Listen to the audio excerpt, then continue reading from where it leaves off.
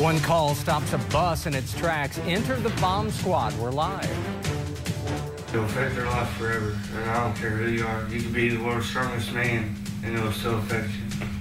An old case revisited. 3 mid-Missouri families fight over one man's role in a decades-old sex crime. And a veteran gets the highest honor possible from a different country. KOMU 8 News at 6 starts now. From Studio 8A, coverage you can count on in high definition. This is KOMU 8 News at 6.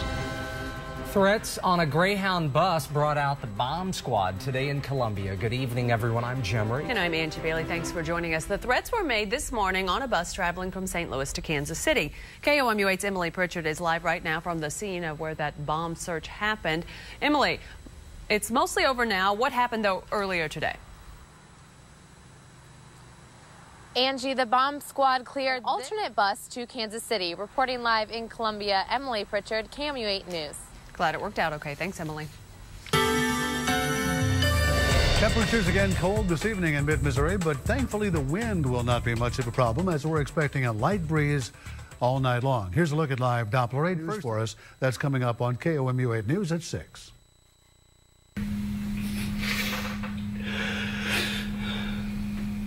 And what he did to me was not right.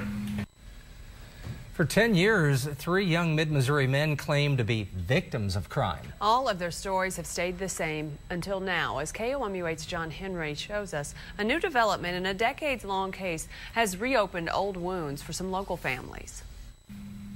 Because once you do that to somebody, a kid, I mean, it'll affect their life forever, and I don't care who you are. The last 10 years, Frank Nedley has tried to forget. I believe my son over anybody. John Henry, KOMU 8 News, Madison. Now, KOMU did contact the Kidd family about Christopher Kidd's claims, and the family denied our request for an interview. A status hearing on his petition is planned for January 11th. From one courtroom to another, after 14 years in prison, convicted murderer Dale Helmick's attorney says he may soon go free. A DeKalb County judge this year ruled he was not guilty and should be released. KOMU 8's Nina Moyni's in the studio with your first local look at what's ahead in the battle. So the purpose, pretty back and forth, hasn't it been? It's a unique case, Jim and Angie, because it's actually the first time in state history that a state has appealed a trial court order finding a prisoner has proven his own innocence. Defense attorney Sean O'Brien filed a reply soon. You can read both O'Brien and Koster's motions on our website, KOMU.com.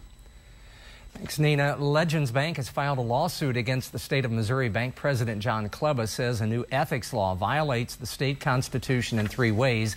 He says the bill strays from its original subject, contains unrelated amendments, and violates his First Amendment rights. Kleba claims the bill prevents his business from donating to PACs or political action committees. Bill sponsor Senator Charlie Shields told KOMU he would review the bill in January. New at 6 now, we're finding out more on why the governor didn't take that planned trip to Taiwan and South Korea. The St. Louis Post-Dispatch reports members of the Midwest China Hub Commission were concerned the trip to Taiwan could anger Chinese officials and could hurt a proposal to make Lambert International Airport a trade hub. The commission told Nixon the Chinese consul general believed the trip would affect the ability to reach a deal. And Missouri has a pressing need for more nurses, claims Governor Jay Nixon. Today, he set out to fix that. KOMU 8's Stephanie Zeppelin is with us with more information on that. Angie, Governor Nixon visited the nursing school at UMKC today, saying he will spend $3 million to educate more nurses. This is part of Governor Nixon's so-called Caring for Missourians program. This is good for both Missourians and the state's economy. For one veteran, an international honor today. Without one of his nearest companions. And after a couple of frigid days in mid-Missouri, we're going to welcome a slight warm-up. That's next in my forecast on KOMU 8 News at 6. Now, your live Doppler 8 First Alert weather with Chief Weathercaster Dave Schmidt. And good evening to you. There you get a look at our First Alert weather cam. That's a look at Highway 63 right outside of our door, just a little south of Columbia. All that traffic heading down to Jefferson City It's actually in the middle, 4. So just a guessing anticlimactic. There's more. The point is, Florida does get some snow. Yeah, up to 4 inches apparently. Right. Thanks a lot, Dave. Mid-Missouri World War II veteran is honored. But you will be surprised who's handing it out. Mid-Missouri veteran got high honors today for his service in World War II. But as KOMU8 Scott Kanowski tells us, the honor does not come from the U.S., but from overseas. Mr. Coy, I'm honored. As family and friends looked on, Perry Coy received a medal from Governor Jay Nixon. More than 65 years ago. Scott Kanowski, KOMU8 News, Jefferson City. And Coy is highly decorated as a veteran. Since World War II, he's gotten the Silver Star as well as the Bronze Star. The Missouri volleyball team had a big upset in the NCAA postseason last weekend. Find out how the Cinderella Tigers hope the shoe continues to fit in the Sweet 16.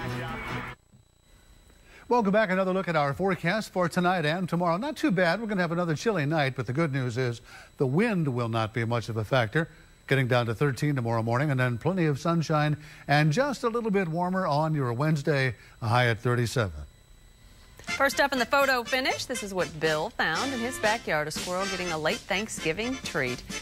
And Kay makes us remember those lazy summer afternoons. Boy, we're missing those, aren't we? She captures the beautiful red sunset.